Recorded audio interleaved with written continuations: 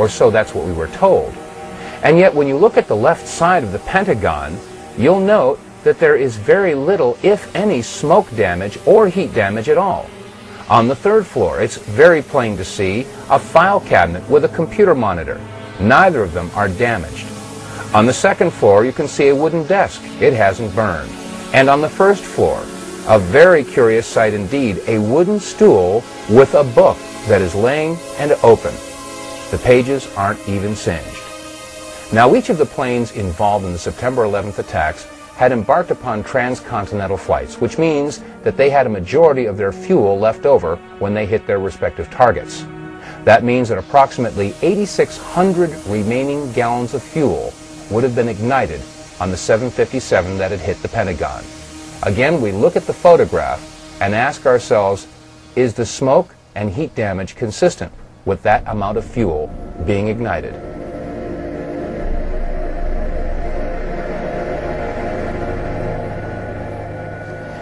Ms. Therese Sagnier, a certified environmental specialist and a member of the Environmental Assessors Association, sent us the following letter after a brief conversation we had on the telephone. She had said to us that the amount of fuel that would have been left in the aircraft that had hit the Pentagon would basically have reduced that section of the Pentagon to rubble and would have burned for days. And that 8,600 gallons of fuel had a BTU rate of 86 million. She also stated that looking at the total weight of this aircraft in conjunction with its velocity, the Pentagon should have been reduced to the thickness of a pancake.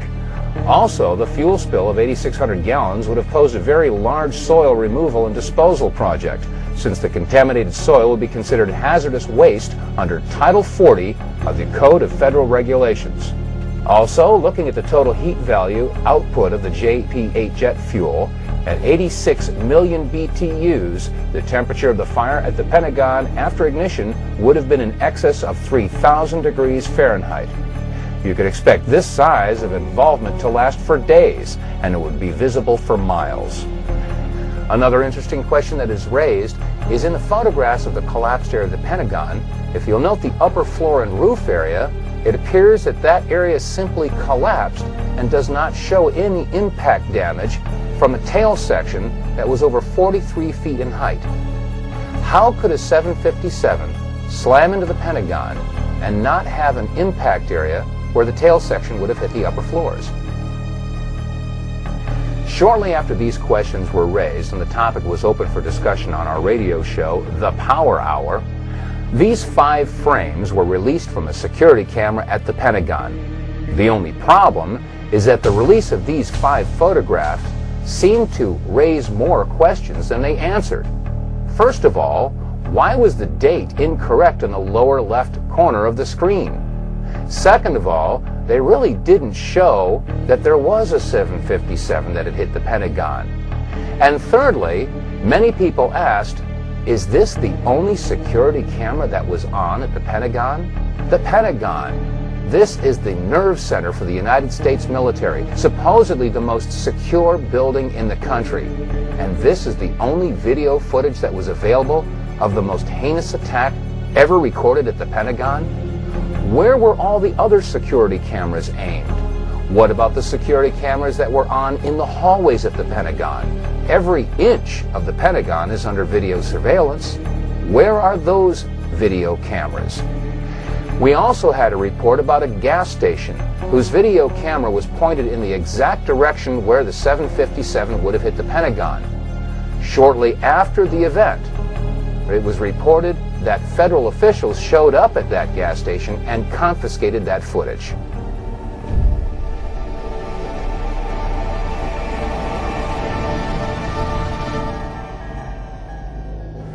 In addition to all the magazines that hit the newsstands and the supermarket checkouts, there was a flurry of book releases that hit the local bookstores and in some cases the book section of your local grocery store. One book is America Attacked, which was released by University Press of California, and it was edited by Sarah Jess, Gabriel Beck, and R. Joseph. In reference to the attack on the Pentagon, on page 194 it states, "The jet had plowed a crater 100 feet wide that ripped away the walls of all 5 stories of the building, collapsing the outermost rings which encircle the Pentagon. In this picture, we ask, do you see a crater 100 feet wide or 50 feet wide? How about in this picture or this picture? It doesn't appear that there was any crater at all. They went on to say that it had ripped away the walls of the 5 stories of the building, collapsing the outermost rings, which encircle the Pentagon. Now, there should be no question that the outer rings of the Pentagon have indeed collapsed. We've seen pictures from one angle, from another angle, and America has seen these pictures. We all assumed that that was the damage that was caused by the 757 hitting the Pentagon. But shortly after the release of the article From Deception to Revelation, we were sent some photographs that were taken apparently right after the event and before the outer walls had collapsed. When examining these photographs, we can clearly see that the area in question had not yet collapsed. In fact, there is very little evidence of a hole big enough to accommodate a 757. The hole that we do see is approximately 14 to 16 feet across. Question: how does a 757 fit into a 16-foot hole and leave no damage or wreckage on the outside of the Pentagon? These are questions that deserve serious scrutiny.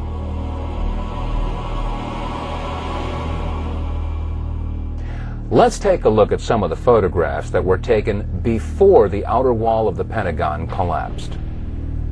In this first photograph, we can see the firefighters pulling the hoses away from the fire truck.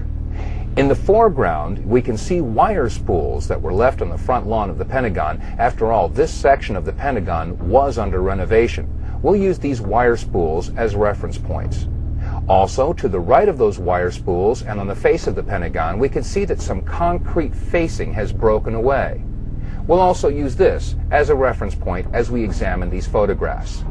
Now, to the left of that area where the facing has broken off, we can clearly see that the Pentagon has not yet collapsed. There are some flaming areas, and that area appears to be the only section where there is a hole approximately 14 to 16 feet.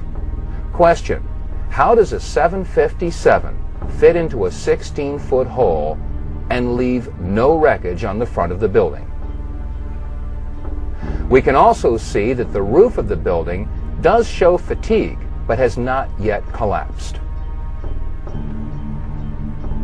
In this photograph, an astonished onlooker sees exactly what we're seeing. The Pentagon had not yet collapsed. And again, there is no sign of any wreckage whatsoever. No tail, no fuselage, no wings, no wheels, no engines, no seats, no luggage, nothing on the outside of the Pentagon. Pentagon roofline is clearly visible, and again, it is under fatigue, but it had not yet collapsed. As we examine this next photograph, let's take a good close look at the lower left corner. You'll see engine 331 from the Metropolitan Washington Airport Authority, and we contacted the fire chief from this engine company. Chief Plower agreed to come on our radio show along with 2 of his firefighters, but 1 hour before airtime, they canceled. We were told that the 2 firefighters had been placed on indefinite leave.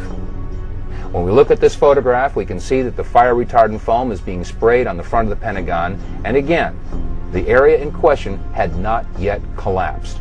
And you can see, right in the center of the photograph, a big area where some of the concrete facing has broken away, and it appears that this is the only major hole in the front of the Pentagon. Again, is this hole big enough to accommodate a 757? And where is the wreckage? In this photograph, we again see engine 331 and fire retardant foam being sprayed on the front of the Pentagon. Note clearly, in the center of the photograph, we see the upper floors of the Pentagon, again, yet to collapse. But also notice that there does not appear to be any damage to these upper floors. Question: if the height of the Boeing 757 was 44 feet 6 inches, there should have been some point of impact in these upper floors, and yet when we look at these pictures, there doesn't appear to be any impact whatsoever in the area where the tail should have hit. And again, there is no wreckage visible on the front of the lawn. Now, while these photographs were being taken, Videographers from several different networks were on the scene to capture the firefighters in action as they battled the blazes at the front of the Pentagon. Jim Angle is joining us now from Washington. Jim, what can you tell us about that fire outside the Pentagon? Jim Angle, are you with us? I can tell you first that the roads around the White House, the streets around the White House, were blocked seconds ago. Members of the Uniform Division of the Secret Service ran out to intersections and started diverting traffic. There are emergency vehicles on almost every block around the White House. The road south of the White House has also been blocked. And as you know, the White House is being evacuated. Federal employees are standing on the street corners in and around the White House, having left the building for fear of another attack. As you come into Washington from Virginia, about 2 miles from the Pentagon, you can see the smoke.